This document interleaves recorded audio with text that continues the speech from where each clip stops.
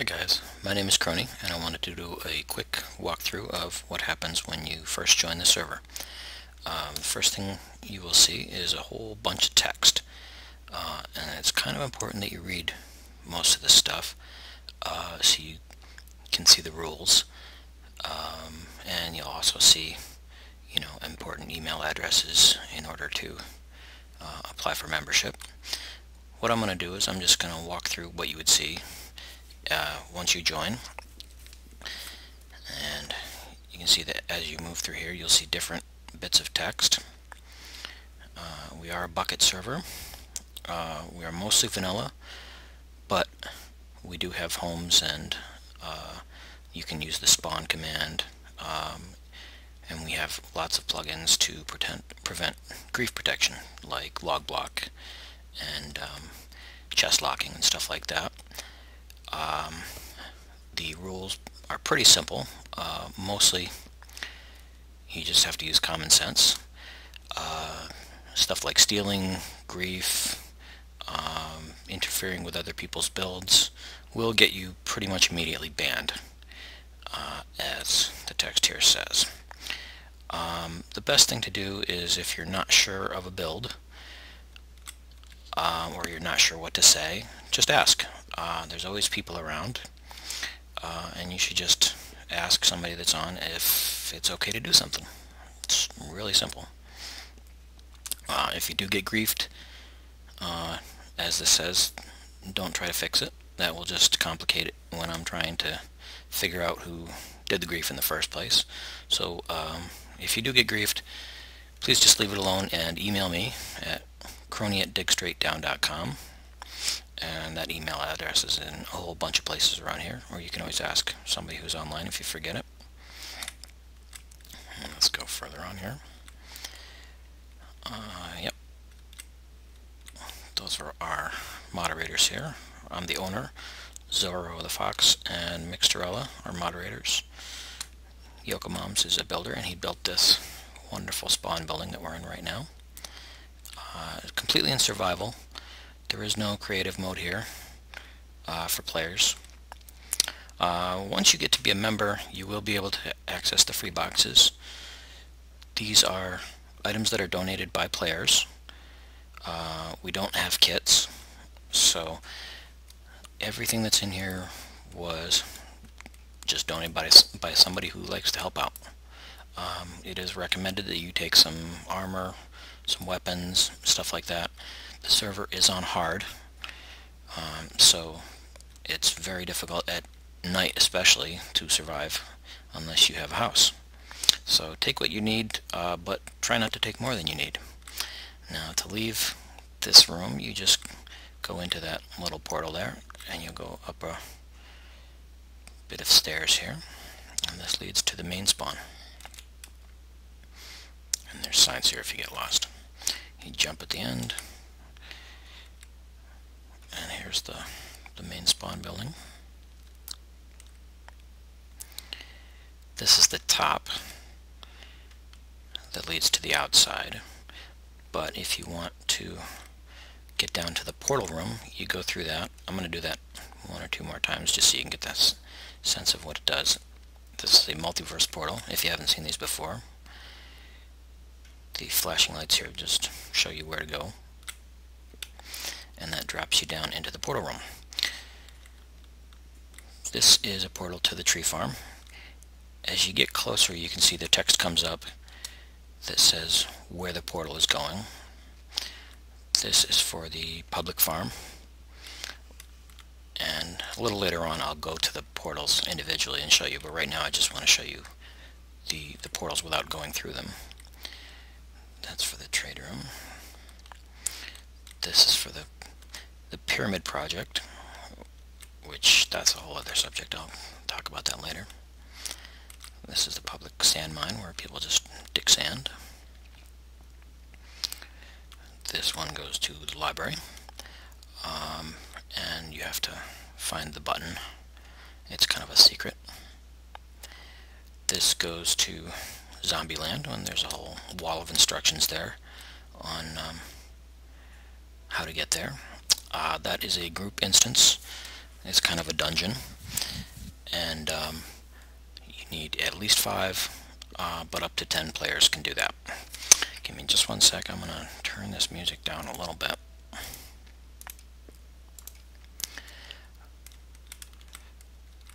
This is the lab. It's our creative world. You can go through there and do whatever you want. You have creative mode in there. It's a separate world, so it doesn't affect your inventory here. You can use world edit. You can use pretty much any command you want. This is the portal to the PvP world. Spawn is disabled to prevent people from just kind of escaping out of fights really quickly. There's a portal in the center that you should remember where it is. It's pretty simple. It's at 0, 0 coordinates. So if you get lost in there, just go to 0, 0. This is for the mass smelter. It's about, I think, 36 furnaces that will smelt your stuff really fast. You bring your own fuel or donate extra, and you dump your items into it, and it smelts them really fast. And this is our nether portal. There we go. And we just wanted we didn't use a regular nether portal because this just looks a little snazzier. And this is our portal to the end, which most people use for our end grinder. It has an Enderman grinder in there that gives you massive amounts of experience really quickly. So, now that we've got through that, I'm just going to take a look around, show this off, then I'm going to go through the portals. So all you do to go through this one is step through it, and that teleports you to the tree farm. And you can see this is very high up in the air. I'm going to turn my video settings up here a bit so you can see what it looks like.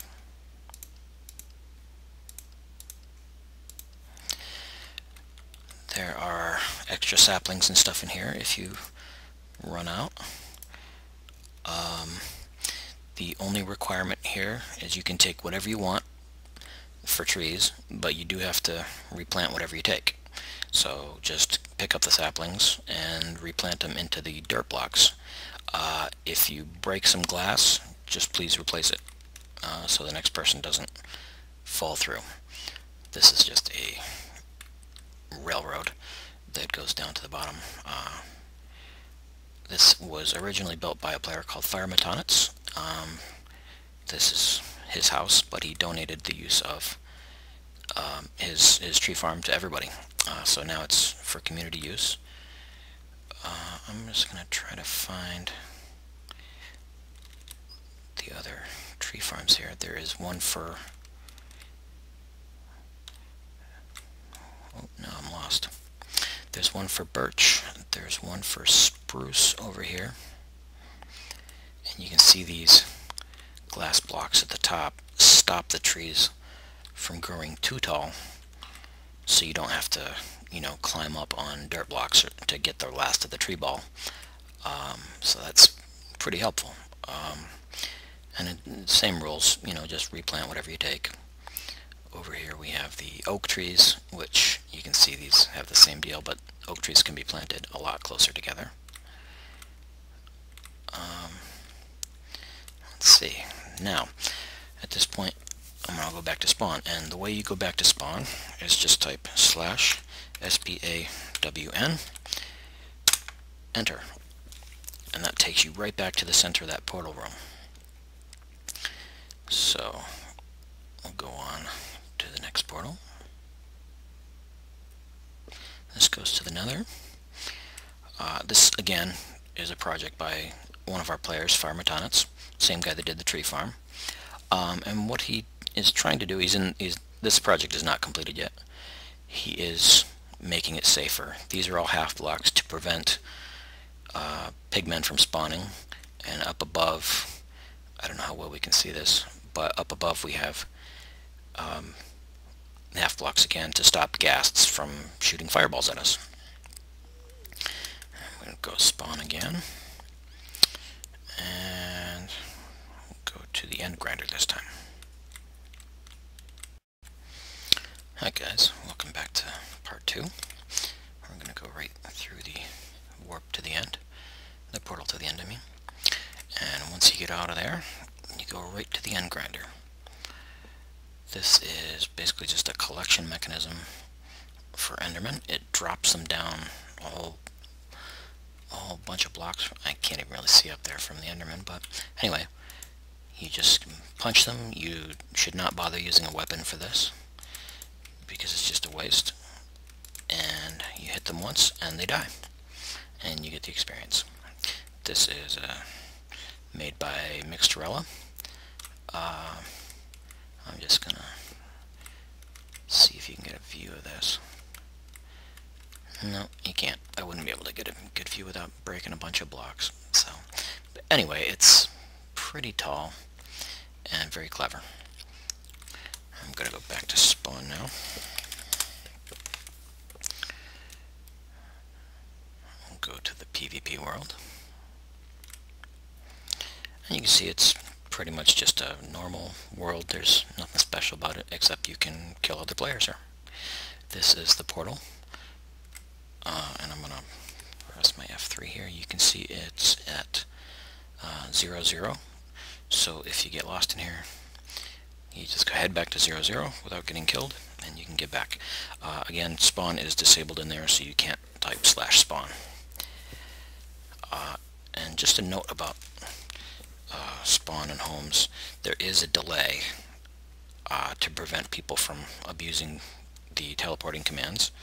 So anytime you type /home/spawn, it'll take 4 seconds before you actually teleport. So if you are getting attacked, or if you're falling or taking damage, you can't teleport out of it.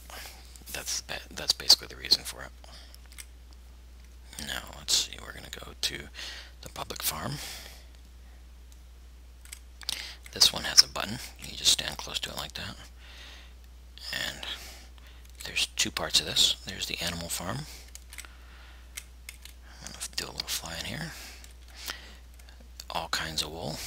And you can shear whatever you want.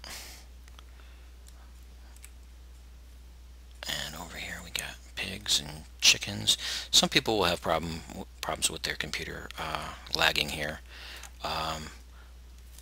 If you do, you can either turn down your video settings like this, press escape, options, video, and then you can, the biggest thing is the render distance, and if you set that to tiny, that'll reduce the number of animals. And also you can turn down your particles, that'll help. There's a couple other things you can do in this screen that can help. Over here you can see we have the big wheat farm. This was again made by Firematonics, who is a builder that likes to do big public community works. Got all kinds of crops you can have here. You can, again, this is the same as the tree farm. You can take whatever you want, but replant whatever you take. We like to keep this full as much as possible. Go back to spawn again. There's Mickey logging in. Let's see. Let's go to the pyramid. It spawns you to the bottom of the pyramid, and this is where we keep all the stone and stuff that we dig out of it. What I'm going to do is I'm going to go up through the center of it so you can get a good view of this.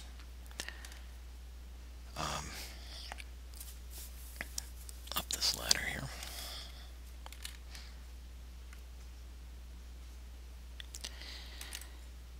There. Now, as you can see from this side, this is where the dirt was when we started digging this. And basically this was all just regular Minecraft world, and we are in the process of digging it out. And don't ask why, because there's no reason. We're doing it just because we can do it.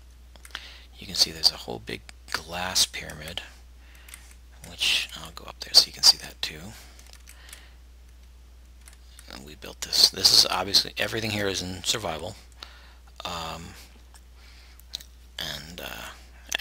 If it wasn't survival, if it was creative, we'd be done by now. So, this is 256 blocks high. It's 512 by 512 at the base. You really, most of the time, can't even see most of it because the chunks won't even load that far out. There we go. And I'm just going to do a quick fly through of the pyramid, just because most of the time players are not going to be able to see this because there is no flying. You can see the clouds at halfway up there.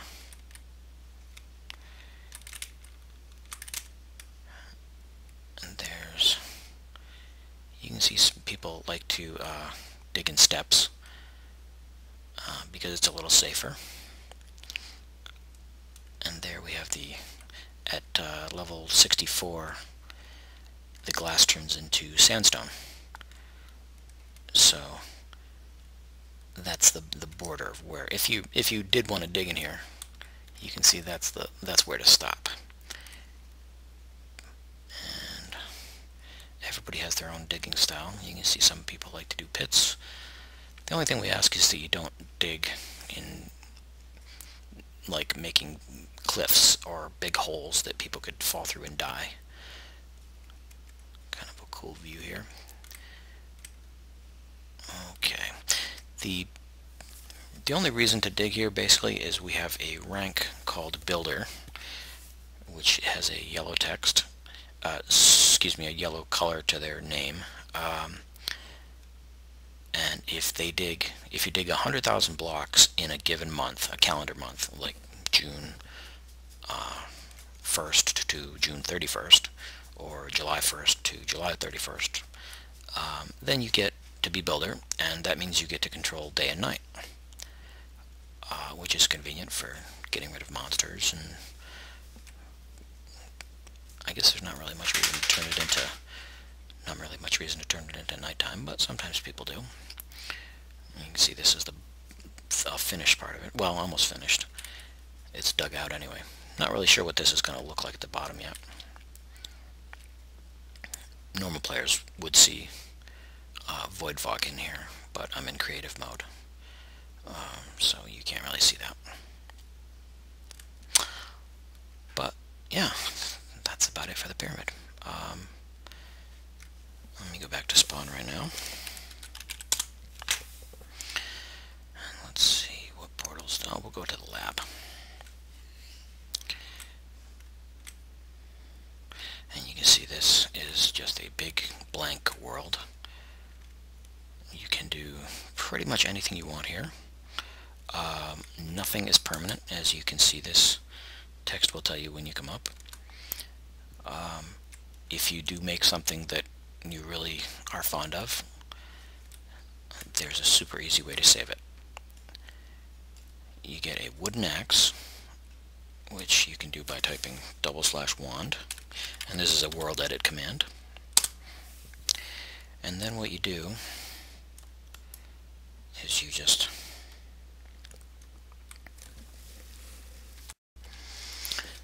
this is just a quick demonstration of how to save something in the lab.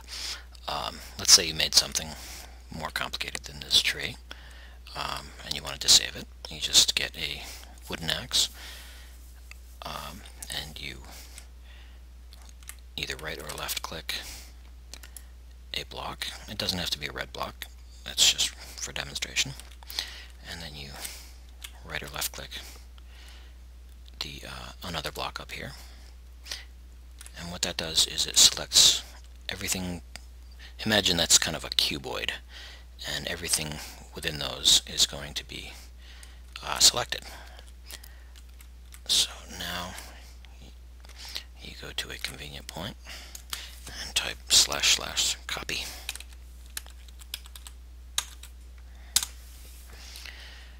And then you can paste that anywhere you want. So I'm going over here, type / paste,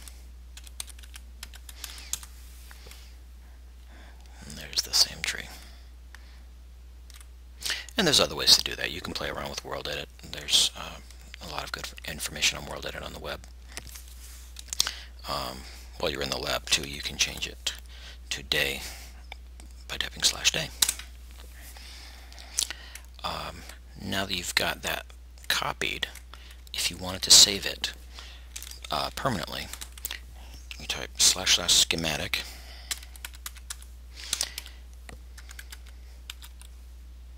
save, and then your name, which my name is Crony, and then a dash, a description of whatever the thing is. So we'll call this a tree.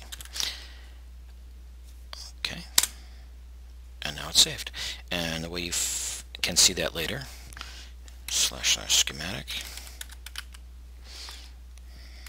list,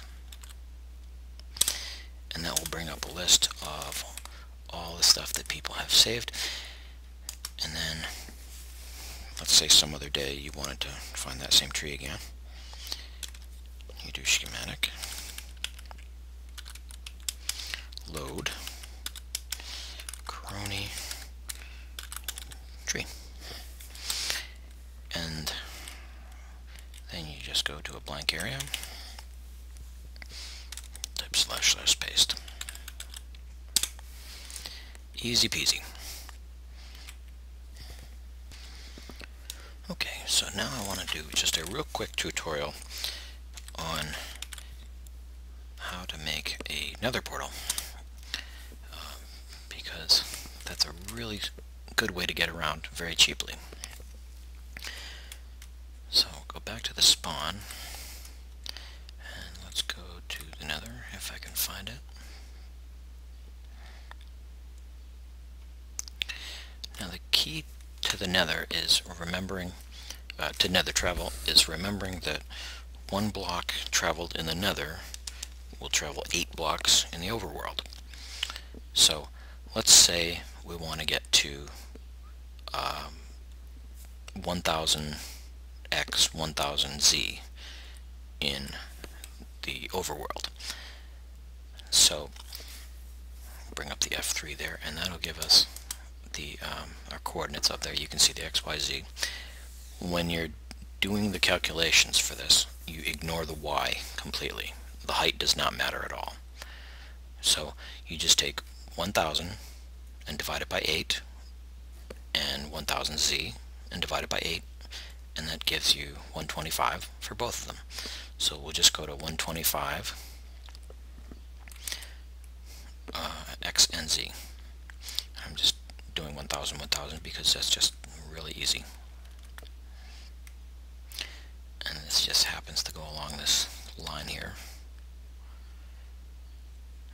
Almost there. Okay, 124. Okay, so this is close enough. Then you just build. I'm just going to get some torches here so we can see this.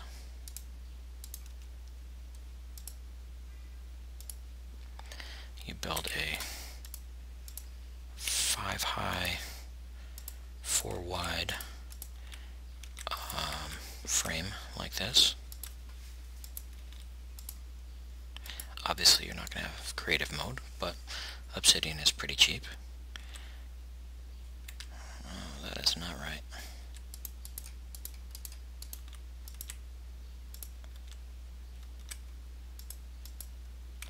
There we go. So in the hole in the center, it should be 2 by 3. Let's get rid of that. And then you just take a flint and steel and light it up. Now, once we go through this, this will create a portal on in the overworld, hopefully in the right place. Whoops, went through it again.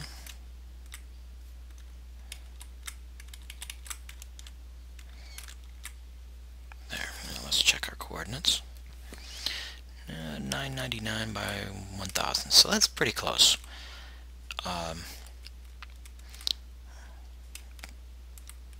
Now, just for giggles, let's do another one. I'll destroy that later. So let's say we want to go to minus 750 by positive 1250. So if we take minus 750 and divide it by 8, that gives us minus 93.2, excuse me, 0.75, and I'm going to round that up to minus 94, and positive 1250 divided by 8 is going to give us 156.25. I'm going to round that to 156. So all we do is we travel to minus 94 x, and z equals 156. Okay, so here we are at minus 94, 156 in the nether. You can see in the F3 there. This was a little bit beyond where Fire has completed his floor, so I just dug it out a little bit. To save a little time, I made the frame. So now we're just going to light it up. Let's see where we end up. Okay, so minus 743, that's pretty close, minus 50. Whoops. Pretty close to minus 750. And 1251, that's almost dead on. So the main things to remember when you're making a portal to the nether is to do your calculations ahead of time. Figure out where you're going in the overworld and divide both numbers by 8, the x and the z coordinates. Once you get the numbers divided by 8, you go to those coordinates in the nether and create the portal in the nether. Go through the nether portal, and when you get to the overworld, you should be in the right place. If you're not, you can try adjusting the overworld portal. You can adjust it to within about, I think it's 20 blocks or so, and that will still keep the portals intact. And if you have any questions, you can always come to me in game or by email, and I can try and help you out with that.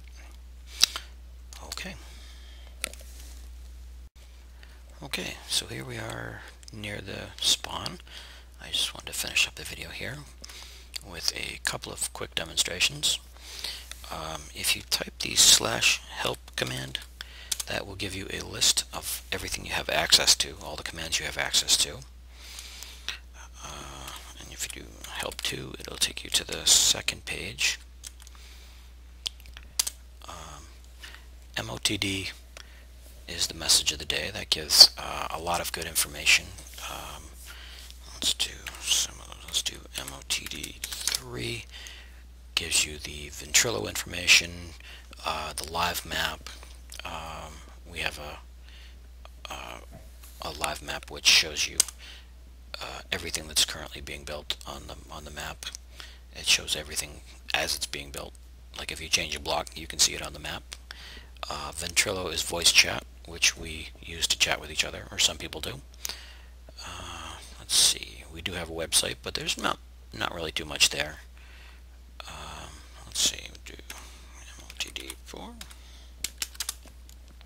That is just emails of very important people. If something bad happens, you email either me or Zorro or Mickey, depending what happens. Again, I'm the owner. I mostly handle, if you have a problem, I mostly handle stuff like problems with the server, plugins, things like that. Zorro mostly handles things like welcoming new people. Let's see what else. If you wanted to be taken off the email list or be put on the email list, you would talk to Zorro. If you wanted to be invited, you talk to Zorro. If you get griefed, you talk to me. For the most part, if you have some sort of other problem with the software, you talk to me, Crony. Let's see, MOTD 5 gives a description of how to handle grief, and I'm not going to get too deep into this. I'm just going to recommend that you read this. 286. Let's see, this is a description of how to donate to the server, should you be so inclined. We are 100% funded by donations. We don't give any kind of reward for this. You don't get diamonds, you don't get any kind of rank in the game. This is strictly for people who like to give back to the community. If you enjoy playing here, if you want to give something back, that's a good way to do it. It's certainly not required. You're welcome to play for free if you like, but if you have a little extra cash and you want to give back, this is the way to do it. So that's MOTD6, and MOTD7 is a description of what the pyramid is and how to get builder rank, and I already kind of talked about that quite a bit earlier in the video, so I'm not going to get too deep into that. Okay, now to finish this off, I want to highly recommend that everybody lock their chests. This is super simple. There are no limits to how many chests you can lock. All you have to do is type /lock and left click, and that's it.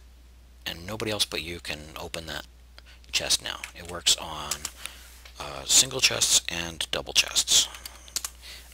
You don't have to click double chests twice. All you do is click it once. It doesn't matter what side you click it on.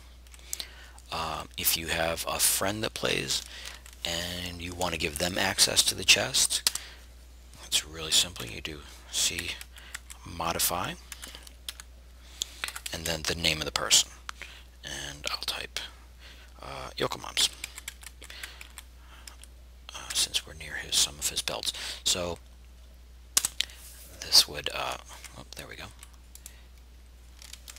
Now, this was already locked to me. Now it's C modify Yokomoms, gives Yokomoms the access to this chest too. So we're the only two people that can open this chest now. Nobody else can.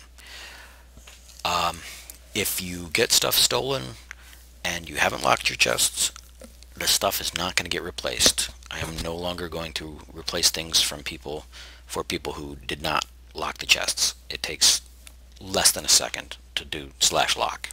So please just take a minute and lock everything. Okay, I want to welcome you to the server, and again, my name is Crony. You're welcome to talk to anybody and ask for help. We highly recommend that you ask as many questions as you want, as long as they're polite. Welcome to Dig Straight Down.